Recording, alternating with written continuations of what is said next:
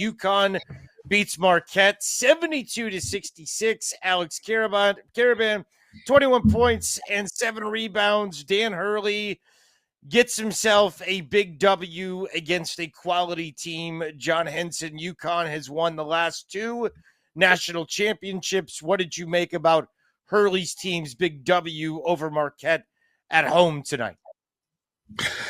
We know UConn's going to perform well. Coach Hurley's going to have his guys, ready to go. And so I wasn't necessarily surprised at this game that they won. UConn is going to be UConn. They're well coached. They're not as good as they were last year, obviously. But once again, if you go back to you look at these brackets, they're going to be an 8-9 seed. I swear to you, that might be the toughest 8-9 seed I've seen in the last 5 years. Like UConn has like Houston or Auburn or Florida, Duke are going to have to see UConn on the second game of the first weekend. That's going to be tricky. So Hurley's going to get his team in there, and they are. That's not a team I want to see, and that's as light as I can put it. When we have a show after the first weekend, I may be correct in my opinion, but they could definitely upset some teams.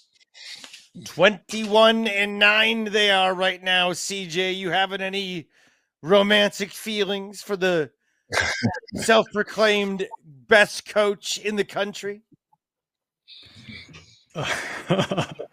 No romantic feelings towards Coach Hurley, but this was a good win for them. I thought, defensively has been where this team has struggled this year, and I thought they got some, like, down the stretch, got some really big stops. Hassan Diarra's job on he's guarding Cam Jones for quite a bit of the game. Cam gets 21, but he needs 20 shots to get there. I thought, like, there were stretches of the game where they were struggling containing the ball, and that's been something that's been a problem for them all year. But I did think they locked in and got stops when they needed it down the stretch of that game. And, they're always going to run beautiful offense. Hurley's always going to figure out a way to get his best shooter shots.